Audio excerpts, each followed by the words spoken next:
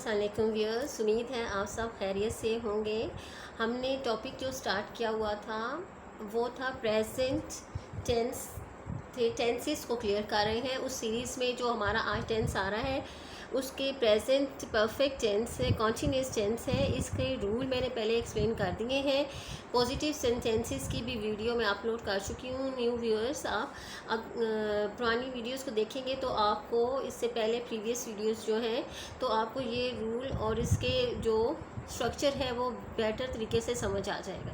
अब जो negative sentences हैं इसमें हमने देखना है इसका स्ट्रक्चर किस तरह है। इसमें सबसे पहले क्या आता है सब्जेक्ट, उसके बाद हेल्पिंग वर्ब। हेल्पिंग वर्ब क्या होता है हैज़, हैव, ये होते हैं हेल्पिंग वर्ब। उसके बाद नॉट आता है। नेक्स्ट आता है मेन वर्ब। मेन वर्ब यहाँ पे रीडिंग है, ये मेन वर्ब है। उसके बाद आता है फॉर, सिंस का यूज़। यहाँ पर फॉर का यूज़ फर्स्ट बॉक्स में फॉर का यूज़ आएगा और उसके बाद ऑब्जेक्ट आएगा। ठीक है, अब ये सेंटेंसेस में मैं कंपैरिजन करके आपको बताऊंगी कि किस तरह फॉर किन सेंटेंसेस में आता है, नेगेटिव सेंटेंसेस में।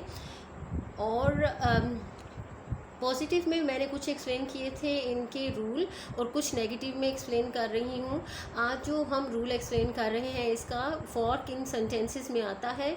फॉर का इस्तेमाल मैं न्यू व्यूअर्स के लिए थोड़ा सा एक्सप्लेन कर दूँ कि फ़ॉर का इस्तेमाल उन सेंटेंसेस में आता है जिसमें हमें कोई मुअय्यन मुद्दत का नहीं पता होता है, एग्जैक्ट टाइम का नहीं पता होता, उनमें फॉर का यूज़ आता है।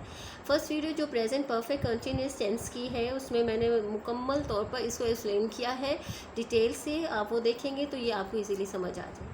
फर्स्ट सेंटेंस है she has not been reading well for many days.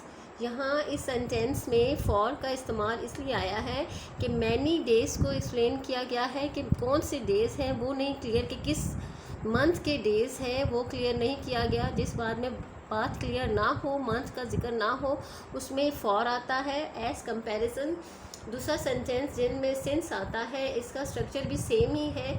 पहले सब्जेक्ट आता है, उसके बाद हेल्पिंग वर्ब, फिर not, next is main verb, since और उसके बाद ऑब्जेक्ट का यूज़ आता है। सिंस का जो इस्तेमाल आता है वो आता है एग्जैक्ट टाइम। जो एग्जैक्ट टाइम बताया जाता है, मुअय्यन वक्त बताया जाता है, उसमें सिंस का इस्तेमाल किया जाता है। For example she have not been coming to school since Sunday.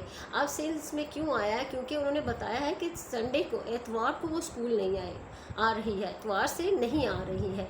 ठीक है, अब यहाँ पे सिंस आया क्योंकि उन्होंने वो डे बता दिया है, संडे। संडे क्लियर है, यहाँ पे दिन का हमें पता है कौन सा दिन है, इसलिए सिंस का इस्तेमाल आया। नेक्स्ट हम देखते हैं the cow has not been eating for 2 days। 2 दिन से वो नहीं खा रही है। ठीक है, तो यहाँ पे देखिए 2 days, आपको फिर वही बात है कि इसमें 2 days किस वीक के हैं क्लियर नहीं है हमारे सामने। तो इस तरह ये है, एक गैर मुअय्यन मुद्दत के बारे में बताया गया है, डेज़ के बारे में बताया गया है। अब एज इट इज़ हम दूसरे सेंटेंस को एज कंपैरिजन देखते हैं तो इसमें हमें बताया गया है we have not been believing rumours since April. अब यहाँ पे र्यूमर कहते हैं अफवाहों पर हम यकीन नहीं कर रहे हैं। कब से? अप्रैल से। अब हमें टाइम का पता है, मंथ का क्लियर है कि अप्रैल के मंथ से हम र्यूमर्स पर, अफवाहों पर यकीन नहीं कर रहे हैं। यहाँ पे क्लियर कट बात है। जिस सेंटेंस में क्लियर डे का, डेट का या मंथ का क्लियर किया जाता है, मंथ बताया जाता है, यानी अप्रैल है, जून है, वो उनमें सिंस आता है। ये आप बात ज़रा माइंड में क्लियर कर लीजिएगा। इससे पहले जो वीडियो थी उसमें कुछ और रूल मैंने क्लियर किए हैं, आप वो देखेंगे तो आपको काफ़ी हद तक बेटर तरीके से इस सेंटेंस की, इस टेंस की समझ आ जाएगी। ठीक है, नेक्स्ट सेंटेंस जो थर्ड है हमारा, उसमें बता रहे हैं the farmer has not been buying a tractor for so many months. अब यहाँ देखिए फॉर क्यों आया, क्योंकि कितने मंथ, बहुत से महीनों से नहीं ख़रीदा है, नहीं ख़रीद रहा है। तो यहाँ पे देखिए फॉर इसलिए यहाँ पे आया है क्योंकि महीना हमारे सामने क्लियर नहीं है। बहुत से महीने, कौन से महीने, किस ईयर के महीने, क्लियर बात नहीं है यहाँ पे, इसलिए इसमें किसका यूज़ आया है, फॉर का यूज़ आया है।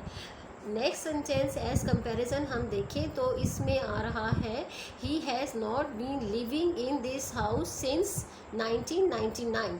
अब ये नहीं रह रहा है, कब से नहीं रह रहा है, हमारे पास यहाँ तो मंथ मैनी मंथ्स दिए हुए थे कई महीनों से, इसलिए फॉर है। अब यहाँ पे उन्होंने ईयर्स क्लियर कर दिए हैं, यहाँ पे 1999 से नहीं रह रहा है, तो यहाँ पे हमारा ईयर क्लियर है, इसलिए इसमें क्या आया है, सिंस। व्यूअर्स आई होप आपको समझ आ चुकी होगी। अगेन बता देती हूँ, फॉर जो है वो उन सेंटेंस में यूज़ होता है जिसमें हमें क्लियर एग्जैक्ट डे नहीं बताया जाता। सिंस का इस्तेमाल उसमें आता है जिसमें हमें डेज़ का पता हो, मंथ का पता हो, ईयर्स का पता हो, तो उनमें हम क्या यूज़ करते हैं, उन सेंटेंसेस में हम सिंस का यूज़ करते हैं। ये प्रेजेंट परफेक्ट कंटिन्यूअस टेंस के नेगेटिव सेंटेंसेस थे। आपको आई होप समझ आ चुकी होगी। अब फिर भी कोई कन्फ्यूजन है तो you can talk to me in comment box, मैं आपको जवाब दूंगी। आपके जो आप सवाल करेंगे, जो भी कन्फ्यूजन होगी, I hope you understand what I have told you. खुश रहें और खुश रखें। Have a nice time viewers. और मेरे चैनल को ज़रूर सब्सक्राइब कीजिएगा, आइकन बटन को प्रेस कीजिएगा ताकि आने वाली नई वीडियो आप तक बर वक्त पहुँच सके। और ये शेयरिंग भी ज़रूर कीजिएगा, दूसरे फ्रेंड्स को भी शेयर कीजिएगा। दुआओं में अपनी मुझे याद रखिएगा। अल्लाह हाफिज़।